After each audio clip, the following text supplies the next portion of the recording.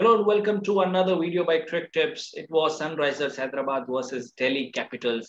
DC wins the match, beaming, smiling face of Dwipen, a member of the DC Toli.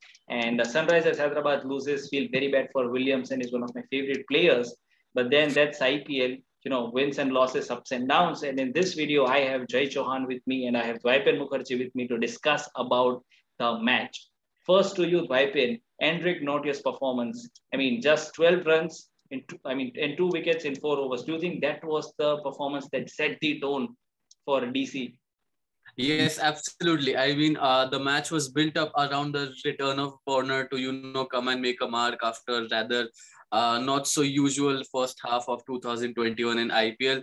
Anrich Nortje, we saw what he could do last year as well. He could not play a single game in the first half of 2021 because Shreyas Iyer was not available. They had to play Steve Smith, which consumed one foreign spot under top order. So with now Shreyas Iyer back, they could afford to play the Protea pace duo of both Rabada and Nortje. And yes, Nortje clocked 150 consistently at the start.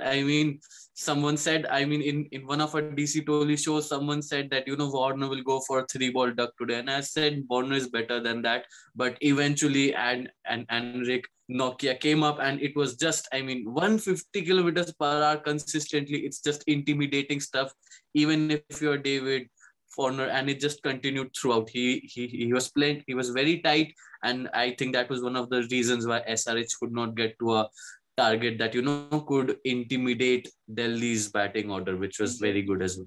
To take it from there, 134 was, we could call it a low scoring match, especially in the IPLs. Jay, what do you have to say? Was it a poor betting show by SRH? Yeah. I would say it was a really poor performance on on SRH's side, but they've been known to different low totals. But this time when we look at the batting lineup, like David Warner, he came back, he didn't perform well in the last season, he was sacked. I guess that put some pressure on him. And then when he came out, he went out for a duck. So he went down. Then Riddhiman Sahi tried to take up the pace. He tried to hit a few boundaries, and then he went down. Then the captain came on the field. He tried to create a partnership. He was taking a few singles. He was exchanging the strike, and then even after that he got lucky, like KL Rahul. I guess there is something with captains and getting lucky with getting their catches dropped. Even he got a few catches dropped, and still after that, after his fall, we were not able to see anybody who would come and take up the pace.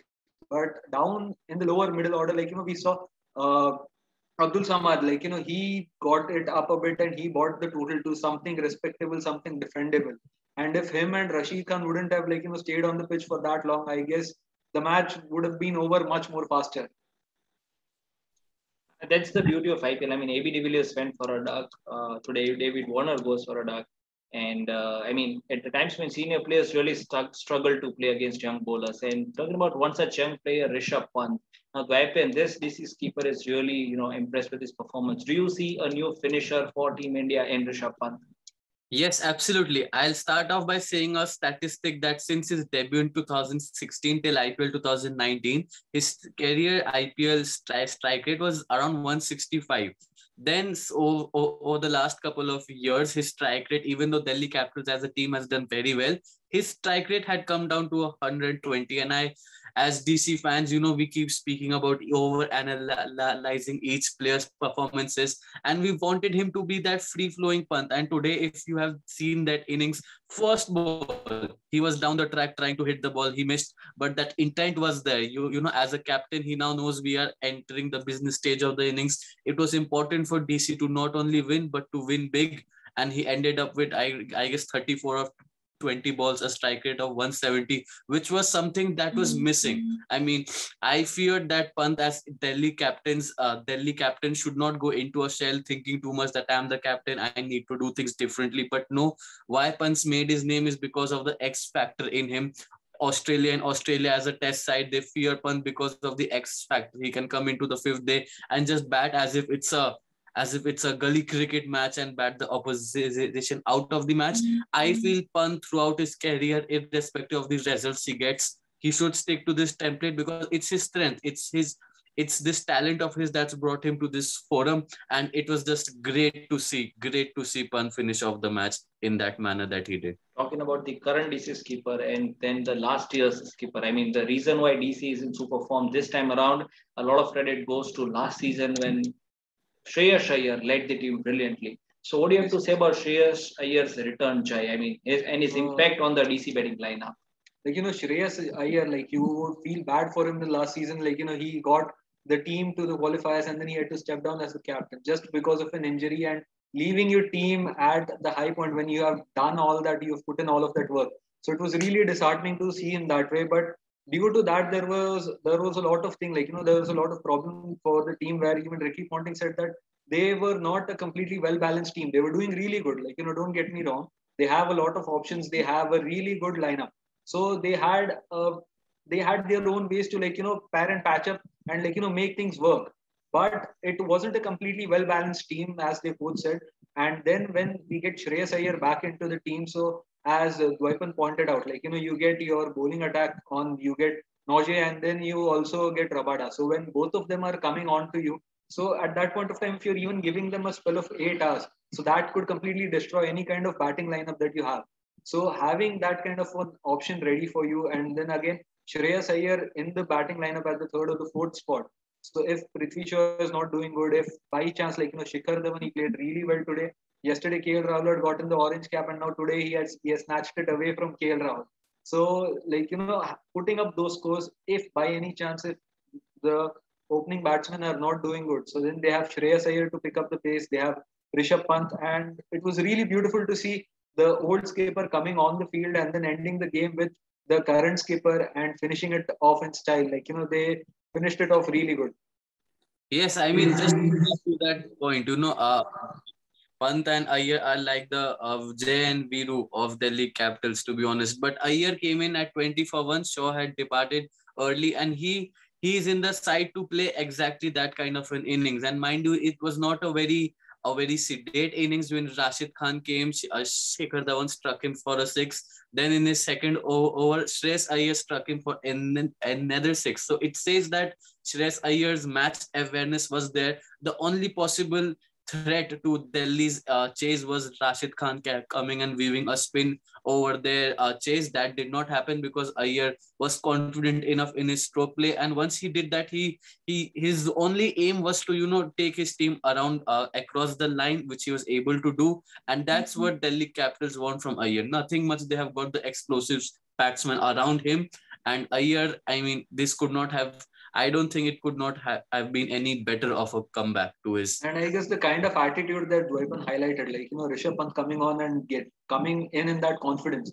I would like to, like, attribute a bit of that to even Shreyas Iyer coming on the field and, like, him being there. So Rishabh Pant was having it a bit easy. Like, he was a bit, like, he could defend. He knew that he had a person on whom he could defend. So I guess that also helped out even Rishabh Pant in this batting. Yes, that's a good point. Great. I mean, DC is doing well, a good lineup, but I'm really, feeling sad for Sunrisers Hyderabad. And this leads me to the discussion of the day, the future of SRH. With this loss, qualifying for the playoffs is difficult. And I think how will Williamson navigate with his company in the future? I mean, in this season of the IPL. Dwaipan, your thoughts on the future of SRH now? Yes, it's a tough place to be in. I think I have viewed it from 2-3 perspectives. Firstly, Williamson as a side, this is not a normal year. This is a pre-auction year. In 3 months' time, we'll see an auction where we'll witness a major revamp of all sides. So Kane Williamson, coach Tom Moody, Trevor Bayliss, those are the guys who would see if, I mean, slowly we see teams who, their chances of qualifying reduces. So they'll just look at their future in the sense of these are the group of players I want. These are the group of players that maybe even if I don't retain them, we could build our team around other players. So that is something along these lines is what Hyderabad would want to see. Qualifying from here, I feel is very tough. They virtually need to win every single match, which doesn't really happen unless you're KKR from 2014. But yes, I mean the team has seems to be an incoherence here and there. Williamson as a captain, I feel, is the good part. I feel he's being thrusted upon challenges at different stages of his captaincy career, and this would be one of them.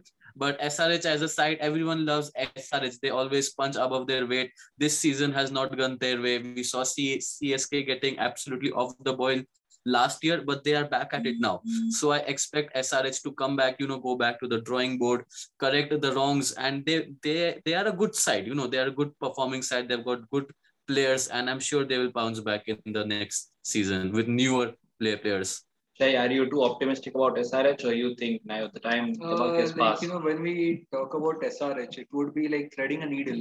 They'll have to get back on their lineup. They've already changed their team, I guess, around 15 or more times. They have not played with their lineup consistently throughout the whole IPL. So they are still finding their spot. They are still finding their team. And I guess the time is just up for them for continuously looking into new players and their dependency on the big names again. Even a few days back, Nishit had pointed out that you need to groom in the new talent. You need to have the new players, the young players step up. You cannot be completely dependent on the big names. Even in today's bowling lineup, we saw Ashwin had came up, and when he bowled the over, he had leaked out a plenty amount of runs. But that did not make that much of a difference, and even Stone is going off after the injury. But still, the bowling lineup had a number of players like Rabada and Nortje were there. But even other than that, the people had stepped up, and the kind of cover that they gave everybody, the kind of pace that they set up. So that kind of a thing needs to be happening in a team where you have multiple players on whom you can bank on, or there is at least a kind of a chemistry between them where you can see it going in a certain direction.